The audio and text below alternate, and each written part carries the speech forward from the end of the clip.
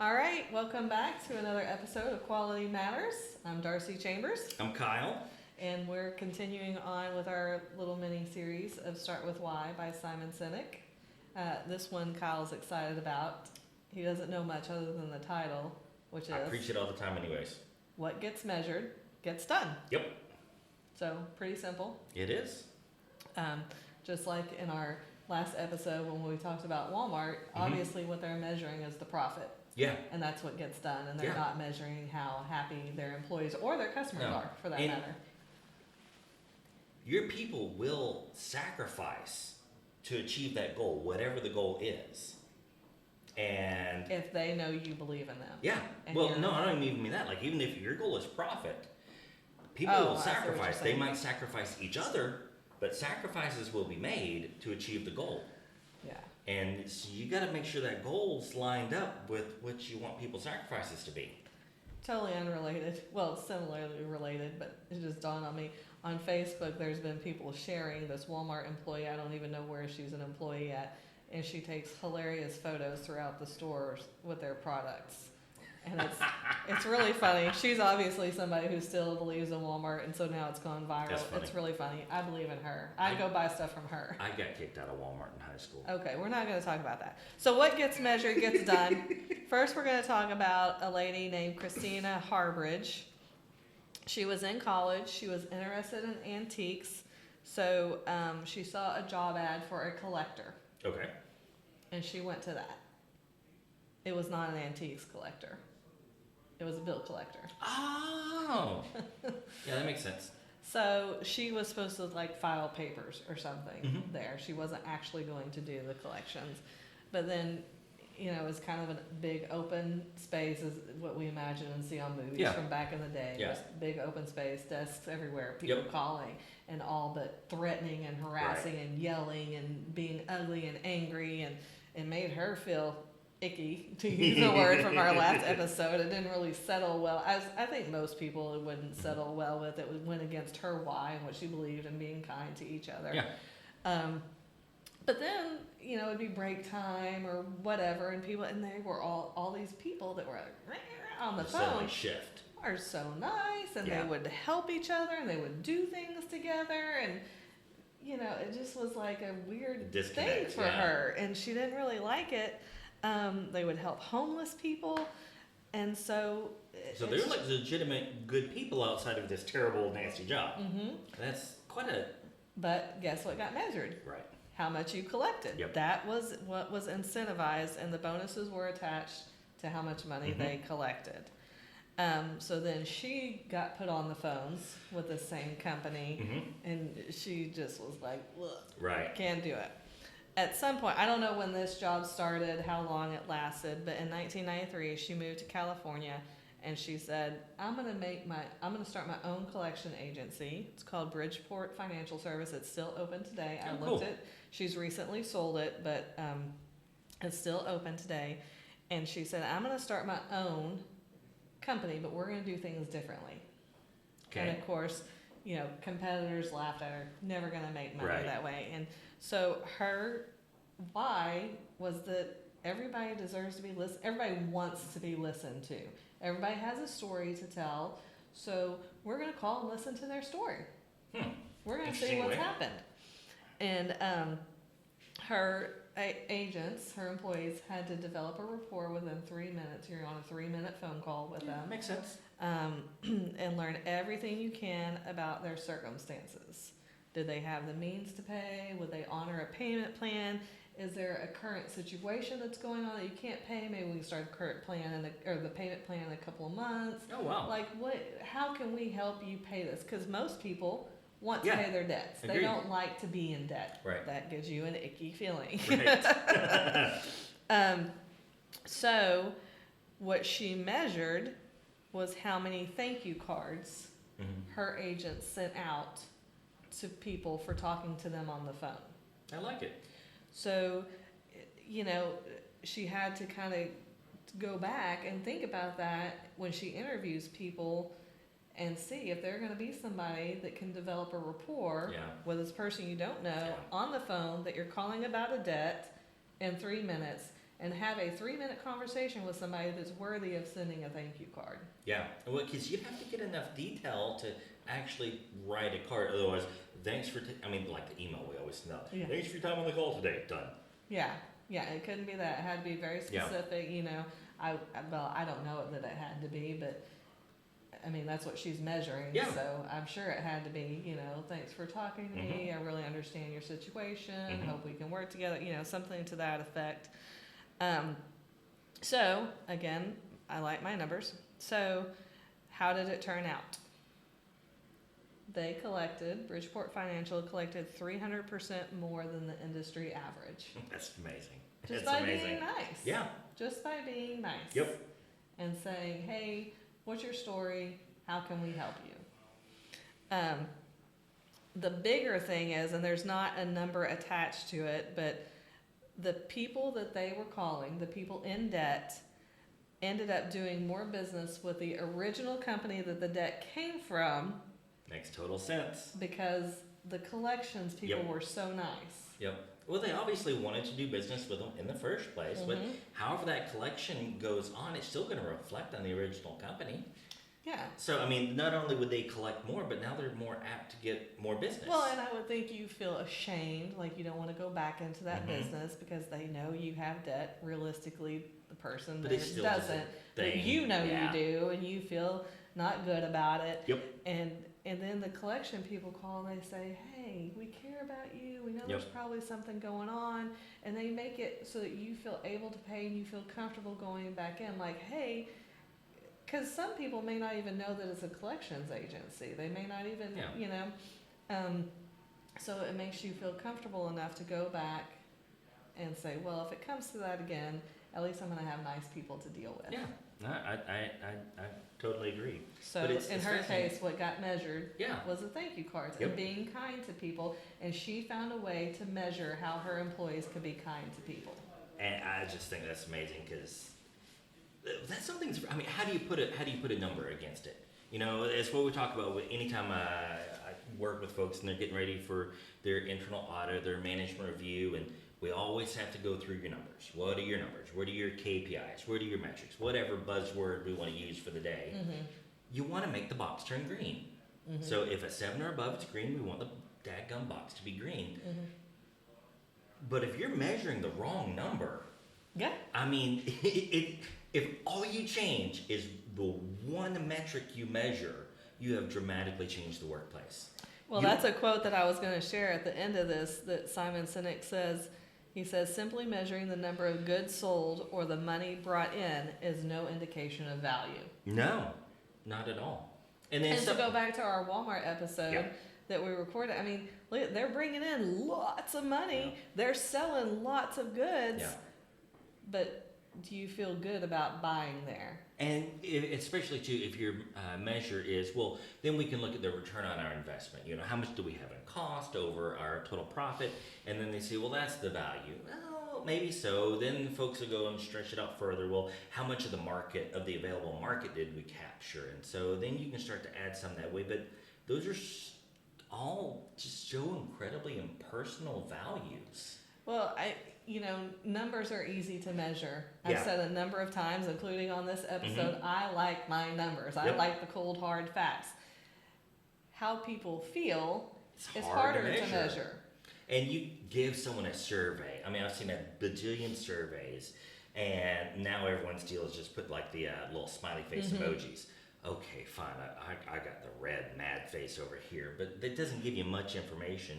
And most people are still just going to check the green one so they don't have to hear from you. Because if you push the red one, somebody might call you and ask you about it. So it's all terribly inaccurate data. This is just absolute genius. This is absolute genius. Yeah, because they're not even measuring their customers. She's measuring her employees. Yep. And that's who she could care about. We can, really in life, you can only control yourself. And let's see what we can do to help make this environment what I want it to be. Well, and if you're sending, so let's just play it out a little bit. So if you're sending out thank you cards to these folks, and your goal is still to close the business, your goal is still to close the business, but you're also tracked on the thank you cards, you want to send a thank you card that's going to help you earn the business. Mm-hmm. So that's going to force your mindset to change a little bit. Mm-hmm. And you're not in the mindset of now, I got it, my deadline's Tuesday, I get it done by Mm-hmm. Tuesday. It's going to put you in that caring mindset. And Mm-hmm. it's, again, what you measure, it just so dramatically impacts what you do. And I think what she believed is so true. Everybody has a story and everybody wants to be heard. I mean, just think about when you're having a conversation, when you're telling a story, somebody almost always comes back with a way they can relate to that story because you want to feel like you understand them and that they know you understand them. You know, everybody wants to tell their story and everybody wants to be heard. I totally agree. I have a kind of a little bit off topic here, but a similar example where I messed up royally, I guess 2009, 10, in any case. We put in a new time card system. And so we're having a real hard time getting folks to scan the barcode of when they started the job and when they stopped the job because we really need to get that good information. Per job. It's not even like when they come into work. Right. This is per job. Per job, per step. Because we were trying real hard to figure out, well, how much time are we spending on these things so that we could more accurately estimate the work and we could plan the labor force. There's all sorts of good stuff that comes from that data. But I made it such a huge push that guys scan the barcode when they start and when they stop. And we hadn't yet started to analyze how much time gets spent on welding and how much time gets spent on grinding or machining. So what the guys figured out real quick is that they'll just scan. They have a default shop job, like for mopping the floors or whatever. So they'd start, stop every time they'd start an operation. They'd start, stop on the cleaning operation. And they wouldn't bother actually going into their job traveler because all they were being measured was how many hours you have on a job. And so the whole shop abused it. There's no time. No, it was all complete useless data. Complete useless data. I say complete useless data. We knew that out of, say, an 8-hour day that they spent 6 hours working. So we knew that much, but that's all we knew.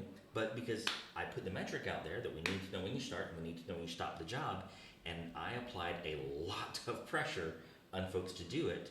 And the problem was the job traveler that we gave these guys was hard to read. It was real hard to read. And the guys, it was multiple pages. And these guys have greasy, dirty, grimy hands. I mean, they can't flip through it, or if they do flip through it, they got the barcode dirty and the barcode won't scan.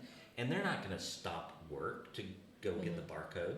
So they just found a way to cheat the system. And they didn't have any ill intent behind it. They just wanted to do their job without interruption. Yep, that's it. They wanted to do their job and they found the easiest way to do it and hit my metric.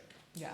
And I never, because all I was pushing was the metric, I never found out until it was too late that, a 4-page job traveler is just useless to these guys. So, in any case, what you measure, it'll get checked, but it influences behavior in ways you don't always anticipate. Yeah. So there's one more case study that he mentioned, and I know I'm not going to say this name right. Dwayne Honore Construction. I just found a website for them, so I'm going to try to contact him and see if maybe we can get him on the podcast. That would be cool. It would. So he learned construction from his dad. I don't know if he started his own business or his dad started. It was handed down to him. They're in Baton Rouge, Louisiana.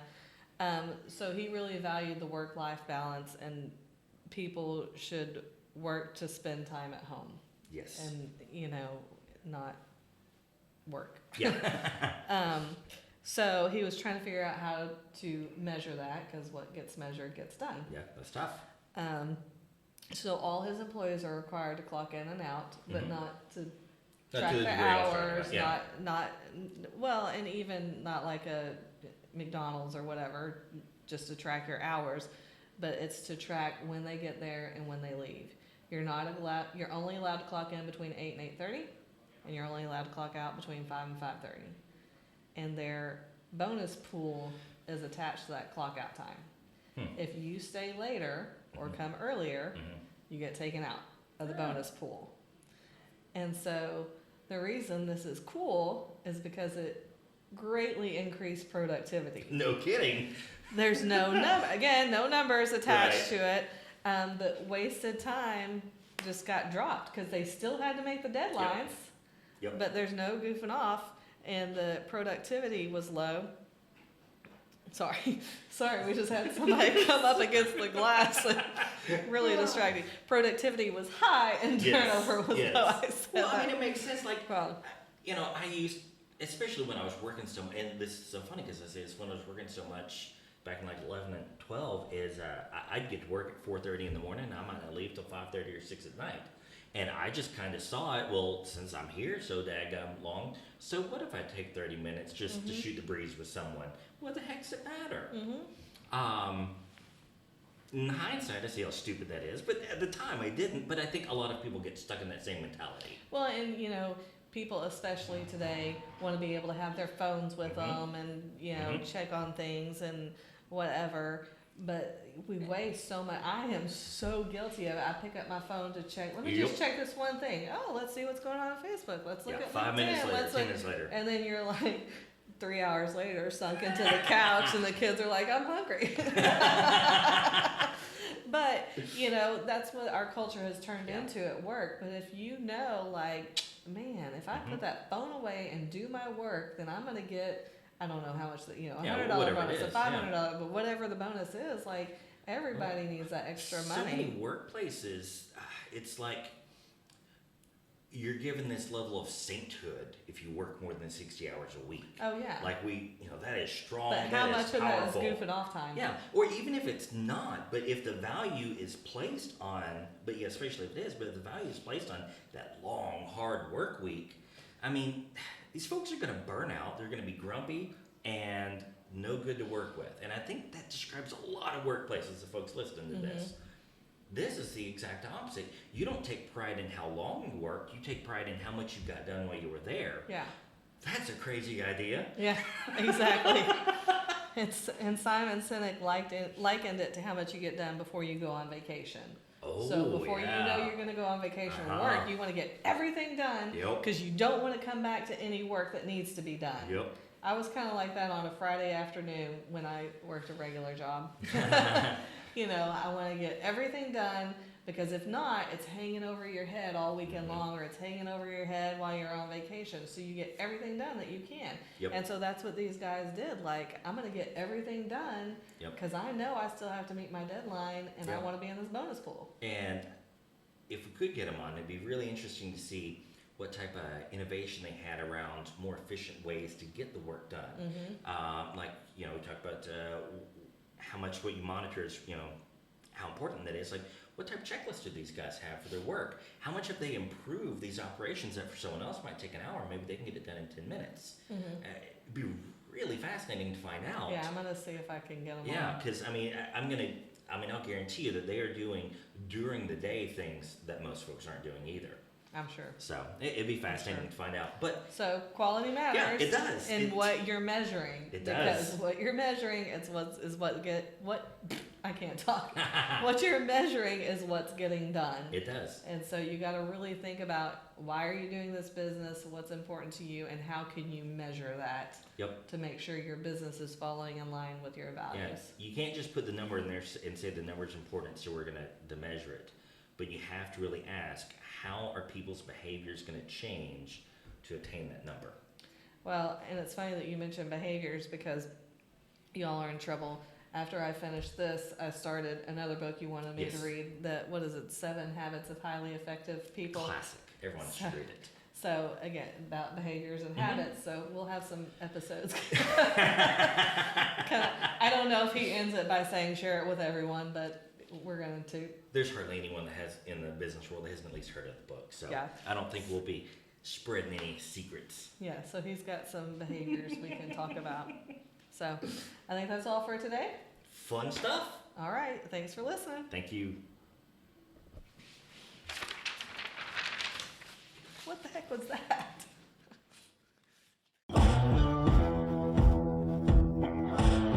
In today's global economy, quality matters. Benjamin Franklin once quipped, "The bitterness of poor quality remains long after the sweetness of low price is forgotten." Quality Matters is here to talk about all things quality. So whether you're looking to improve your business, getting ready for an audit, or dealing with failed inspections, tune in, check us out, then get back to doing work that matters.